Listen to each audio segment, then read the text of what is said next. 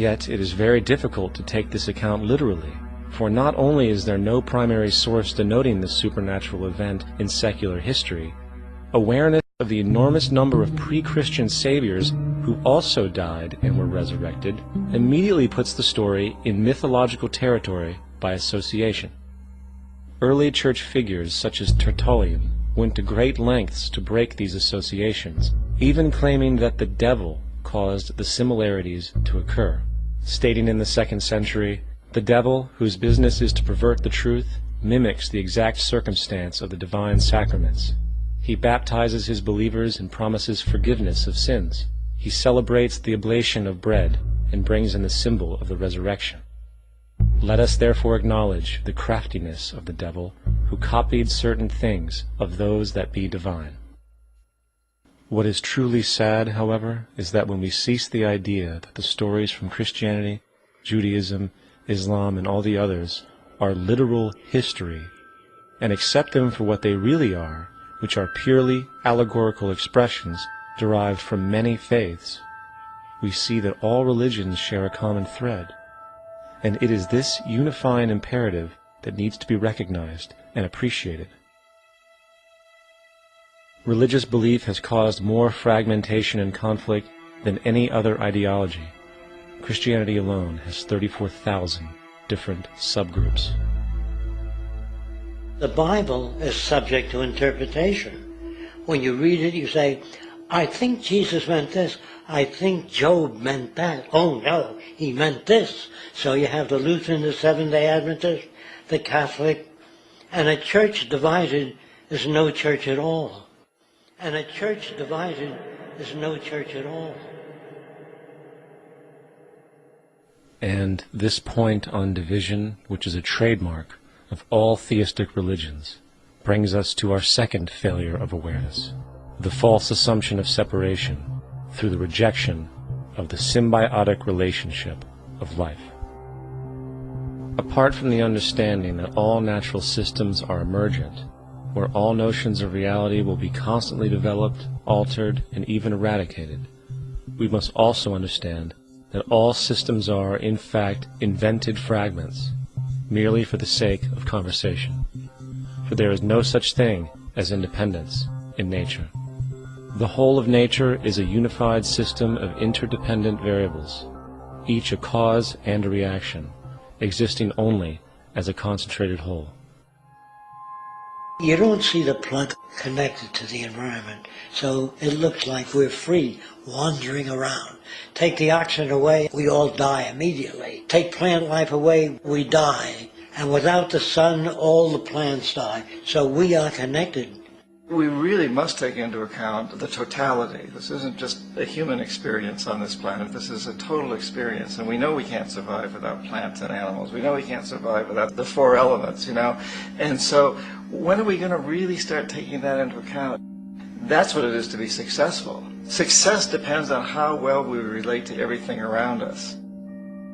I'm very aware of the fact that my grandson cannot possibly hope to inherit a sustainable, peaceful, stable, socially just world unless every child today growing up in Ethiopia, in Indonesia, in Bolivia, in Palestine, in Israel also has that same expectation. You got to take care of the whole community or you're going to have serious problems. And now we have to see that the whole world is the community, and we must all take care of each other that way. And it's not just a community of human beings. It's a community of plants and animals and elements. And we really need to understand that. That's what's going to bring us joy, too, and pleasure. That's what's missing in our lives right now. We can call it spirituality, but the fact of the matter is joy comes from that bliss of connectedness. That's our God spirit. That's that side of ourselves that really feels it. You can feel it deep inside you. It's this amazing, wonderful feeling. And you know it when you get it. You don't get it from money. You get it from connection. Now, if that isn't a hazard to this country, how are we going to keep building nuclear weapons? You know what I mean? What's going to happen to the arms industry when we realize we're all one? It's going to fuck up the economy. The economy that's fake anyway. The economy that's fake anyway. The economy that's fake anyway.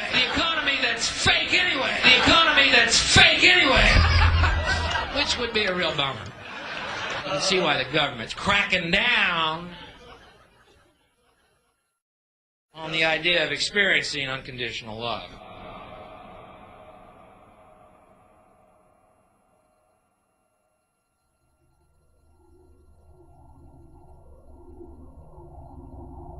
Once we understand that the integrity of our personal existences are completely dependent on the integrity of everything else in our world, we have truly understood the meaning of unconditional love.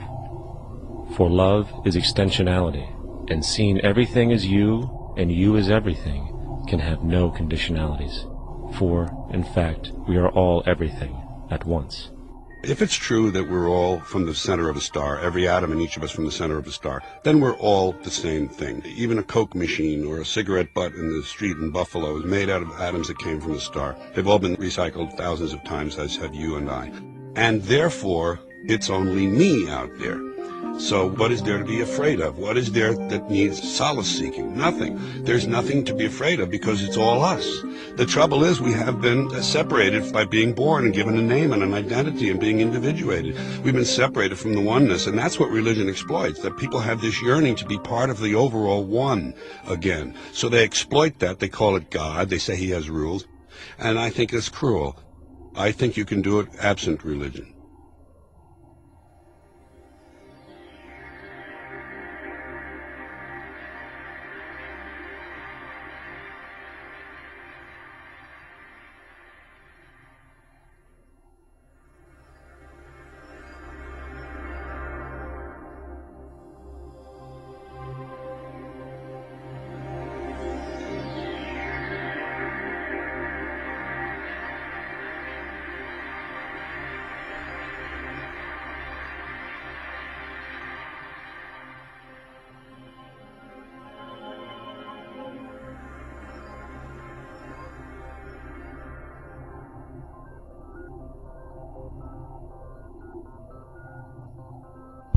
It's time to claim the unity our outmoded social systems have broken apart, and work together to create a sustainable global society where everyone is taken care of and everyone is truly free.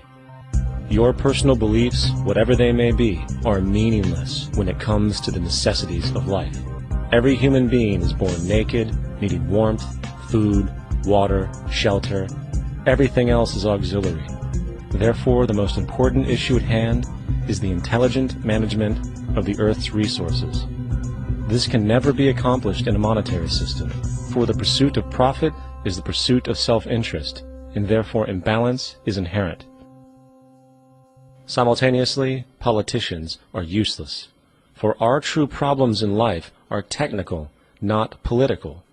Furthermore, ideologies that separate humanity, such as religion, need strong reflection in the community in regard to its value, purpose, and social relevancy. Hopefully, through time, religion will lose its materialism and basis in superstition and move into the useful field of philosophy. The fact is, society today is backwards, with politicians constantly talking about protection and security rather than creation, unity, and progress. The U.S. alone now spends about $500 billion annually on defense. That is enough to send every high school senior in America to a four-year college. In the 1940s, the Manhattan Project produced the first true weapon of mass destruction. This program employed 130,000 people at an extreme financial cost. Imagine what our life would be like today if that group of scientists, instead of working on a way of killing people, worked on a way to create a self-sustaining, abundant world. Life today would be very, very different if that was their goal. Instead of weapons of mass destruction, it is time to unleash something much more powerful. Weapons of mass creation. Our true divinity is in our ability to create, and armed with the understanding of the symbiotic connections of life, while being guided by the emergent nature of reality, there is nothing we cannot do or accomplish. Of course, we face strong barriers in the form of established power structures that refuse to change. At the heart of these structures is the monetary system.